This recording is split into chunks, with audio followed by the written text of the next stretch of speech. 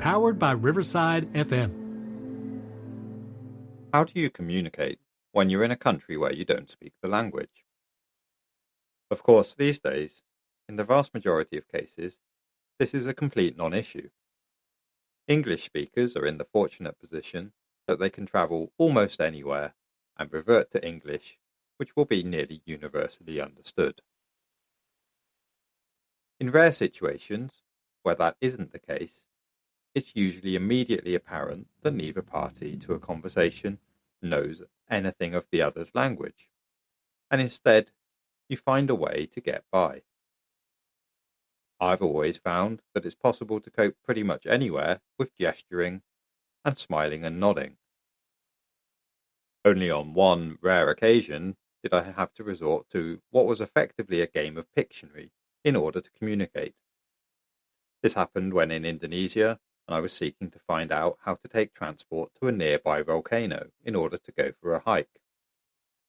It was immediately apparent that verbal communication was going to be impossible, and after failed attempts at that, I resorted to attempting to draw on a piece of paper. Utilizing my very best art skills, I drew a bus heading towards an erupting triangle. Amazingly, it turns out that exploding shapes are a universally understood language. Such situations with no mutual language knowledge often quickly become clear, and then move to resolution.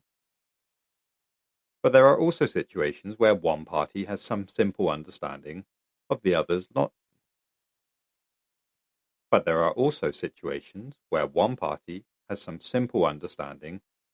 language, and those situations are quite interesting. Those with some language skill are often keen to try it out, but it doesn't always go well, and in some cases it's not even permitted. It's commonly thought that in France, for example, any non-native speakers who attempt to speak French, for example to waiters or assistants, are very commonly greeted with responses in fluent English, shutting down their attempt to try out their basic French knowledge. Those situations are often clear. What can become more confusing, and in some ways more enjoyably confusing, are wading into conversations where one party soon gets out of their depth.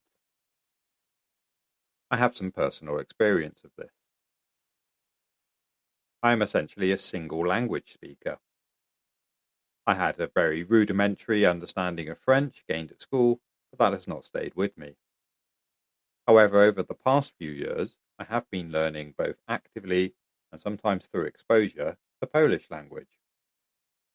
And I've reached a level which I would probably describe as basic, verging on passable. The question for me is how much do I wield it, and when do I bail out of conversation? Such situations are also interesting because unlike in France, it's less common for non-native speakers to be able to attempt to speak some Polish, and therefore such conversation situations happen less frequently. An example dilemma of when I should try and use the language and when I should bail out came recently after having been persuaded to go shoe shopping in a relatively small town in rural southeast Poland. Here, as a non-local, even entering the shop by myself, I think attracted some attention. I was the sole customer.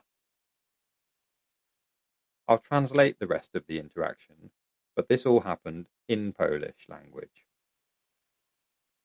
After entering, I received a welcoming and a cheerful good day from the shop attendant, to which I responded with a good day as well. So far, so good. I'm under the radar. But what next? Since I hadn't really wanted to go shoe shopping in the first place, and not having a strong preference for shoes, I decided to wander around. I went up and down a few aisles, stood and looked at some shoes, before eventually coming to a stop in front of several large, long racks of what looked to me very similar shoes. As I stood there gormlessly looking at the shoes, not picking them up nor trying them on, or indeed showing any apparent desire to buy shoes, the shop attendant obviously realized it was their opportunity, and they approached me. They began to speak to me. Now here my Polish was sufficient to be able to translate, although probably not all of it. Once they finished, I realized that I was able to translate that the main gist of what they had been asking was, quite reasonably, they were simply asking if they could help me. I could have come clean right there and then. But no, I decided to roll with it. After what was probably a lengthy pause whilst I literally translated their wording in my head and then literally translated back my response, I managed to respond with, "I'm looking for some shoes." This was all I could manage, but I was pleased with it. The shop assistant did seem slightly surprised that I was not more forthcoming with my preferences, but they took it in their stride, and they obviously seemed pleased that I was indeed in the right place and a potential customer. They pushed on with the conversation. "What kind of shoes are you looking for?" they asked. Again, I paused whilst I had to translate this in my head, before realizing that my response now was going to be quite limited. I knew I was unsure how to describe shoes in any way at all with my Polish vocabulary.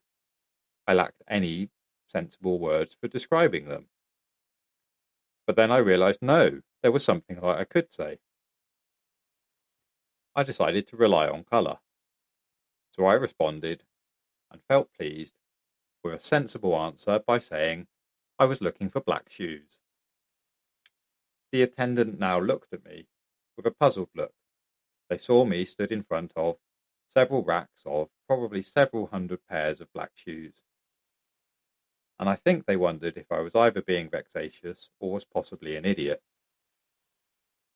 To their credit, they also decided to push on. But at this point, the conversation did get out of hand. I no longer knew what they were asking me.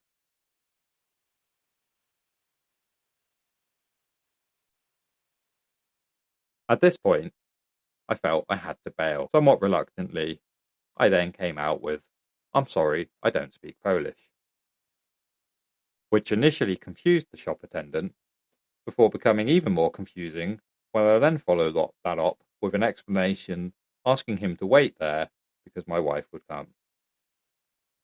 At this point, he decided to back off.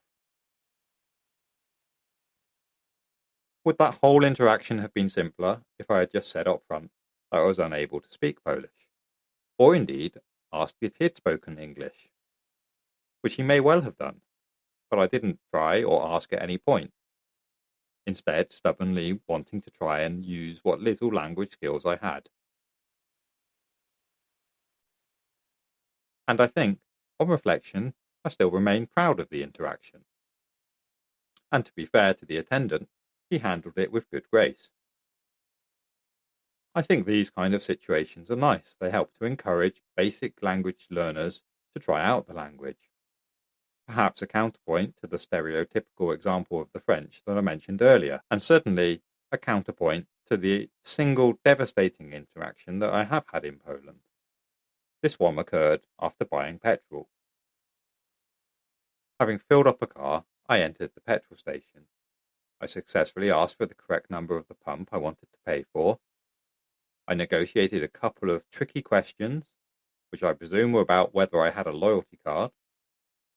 I paid for the service, only then to be stumped by a follow-up question, which I didn't understand, and to which I finally had to respond with a grudging admission of, "I'm sorry, I don't speak Polish," only to be greeted with the withering response from the cashier of, "I know,